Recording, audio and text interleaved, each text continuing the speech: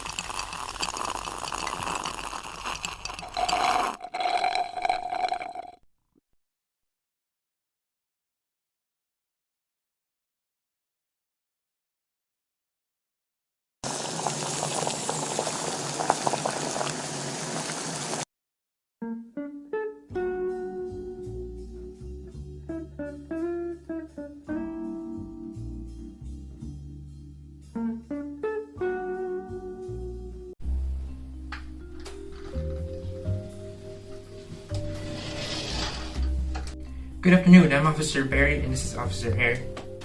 Can you say your name for the record? Grendel. Could you remove the hood, please? No. Okay. Barry, can you set the questions? Of course. Grendel, I'm sure you know why you're here. You're being charged with multiple accounts of murder and property damage. We would like to get an account of what happened and why you acted out on such crimes. The public is interested and they have demanded answers. It would be a lot easier if you complied. So, why did you kill them? Would it matter if I told you? I thought my methods made it clear that I did it to wreak pure havoc. You humans are a disturbance and a nuisance. But surely there should be another reason. Of course not. There's no reason to give a creature of this monstrosity any kind of sympathy. I mean, it's stated by eyewitnesses that his heart laughed, he relished the sight, and intended to tear the life from those bodies by morning. Did the human presence affect you? Perhaps you thought you were protecting yourself from the interference of the men in the Beowulf? Every night, the parties, the Troy, all of it overwhelming, so loud, filling me with a bloodthirsty emotion. So I acted upon it.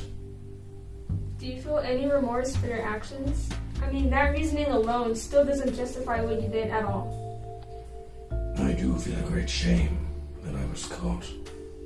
I'd do it again if I could.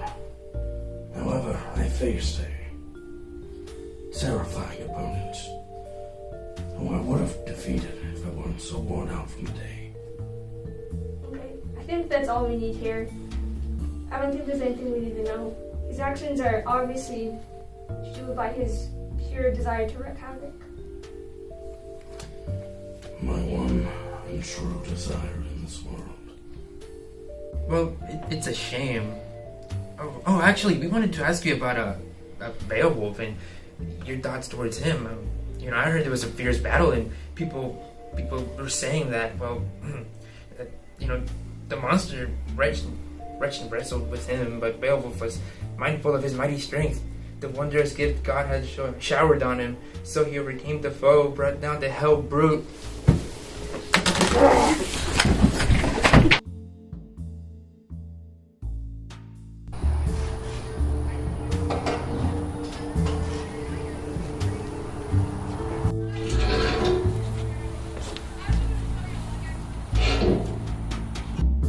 Hello, I'm Officer Barry. Officer Harry, we're going to ask you some questions about the crimes you committed, and I hope you're calmer than the last interviewee. Yeah, we decided it'd be nice to get some fresh air and also not be in an enclosed room with the attacker. This is ridiculous. You're not even going to charge the men who hurt my son. What is that?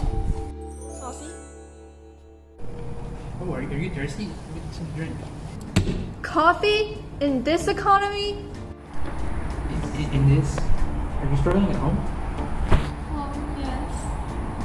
I'm a single mother who's only trying to take care of her son, who's constantly off somewhere else. I had to take matters into my own hands in order to protect my son. I don't believe those tears one bit.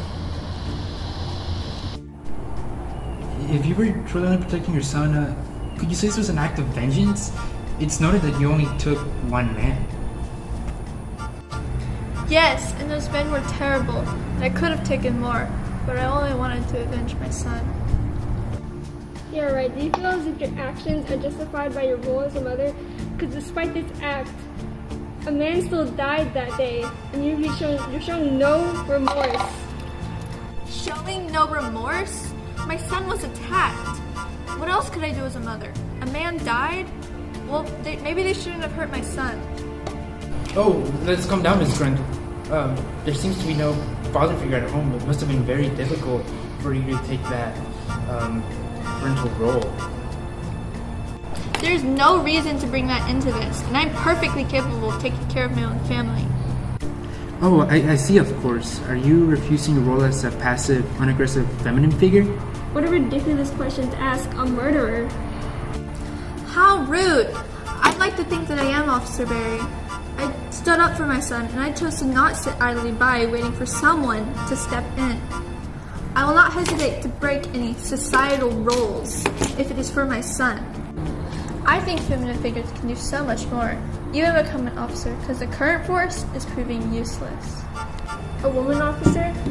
How absolutely ridiculous. Well, I'd like to thank you for cooperating and for being here with us today. I would not.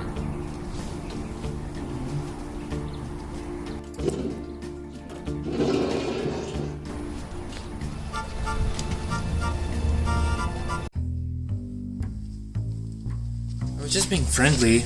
But you don't have to be friendly towards them, they're murderers. You gonna be friendly towards them in the next interview?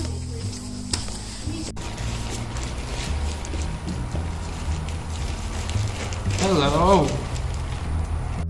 Oh, my. Well, it must have been a struggle to get here, Mr. Mr. Dragapindus III. Alright, well, I'm Officer Harry, and this is Officer Barry. We'd like to discuss what others have described as your rampage the other day. Do we, though? I'm sure we can talk this out. Money! We don't negotiate with murderers. Well, let's hear him out first. And himself, I'm gonna need a drink stronger than this. If you're looking for a tasty drink, you should try mead. Mead? What's that? Beowulf drinks this before his fearsome battles with terrifying monsters.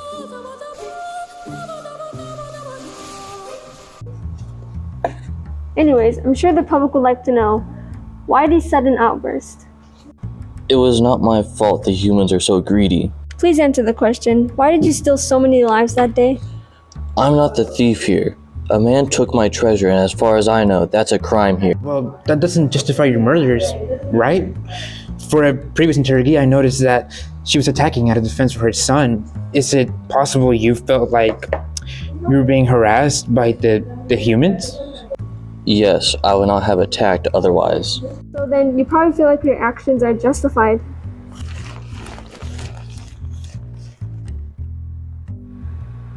Well, I'm sorry to hear about that, but your attack hurt more than the thief. That's right. But we'll try to get word out about this incident, so maybe we can avoid another rampage like this if people knew how this one began. Thank you. While I do not feel a strong guilt for the humans, I believe I could have handled the situation better. I'm just glad that my treasure will be returned to my humble abode. Oh, returned? So you see, after Beowulf's death, the people decided to honor him, give him like a grand burial. So they buried him with your treasure.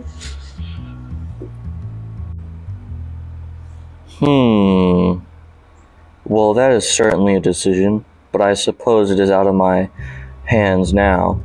I believe everything happens for a reason, so I'm not too concerned. I'm sure the people will get what's coming to them. Well, going off of that, if you believe everything happens for a reason, do you believe in fate? Oh yes, while I do not enjoy having my treasure stolen and being attacked by Beowulf and his men, I do believe that fate led us to that moment.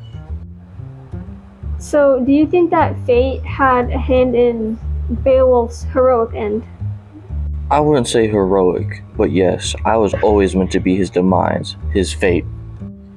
Well, it's interesting to know that you have such beliefs. So far, the public only sees you as a mindless monster. That's not surprising, what with my fearsome form. Well, thank you for being so cooperative. It's been very insightful. I'll see you out.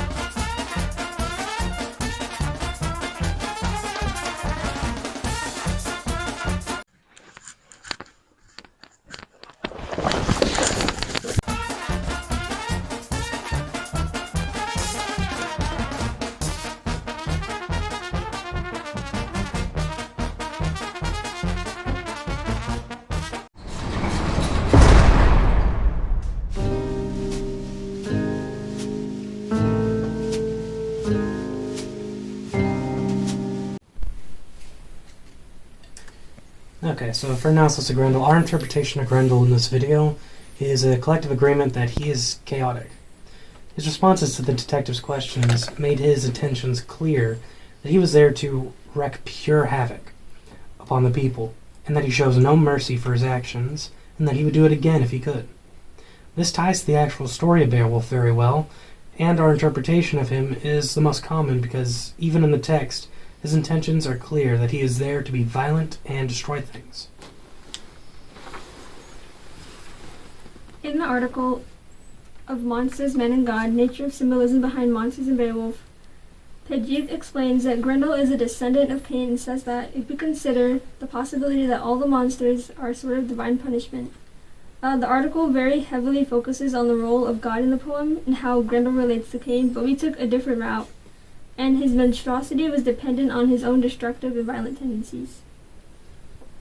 For Grendel's mom, our interpretation was only a little conflicted from the actual story and how most people might interpret her. Our approach was to be sympathetic and make her seem like a struggling mother who was trying to protect and avenge her only son. She's also interpreted as breaking societal roles as a woman by being a single mother providing for a son, which is why we added the little bit with the coffee in the interview.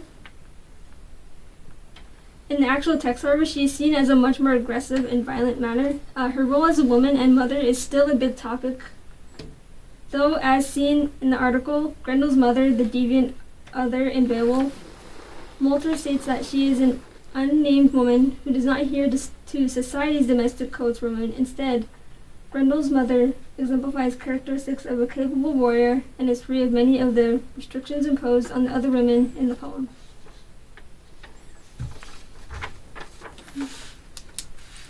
The poem recognizes that her role as a woman is much different than that of other women in the poem, who have small roles to play and don't contribute much to the story other than this being there.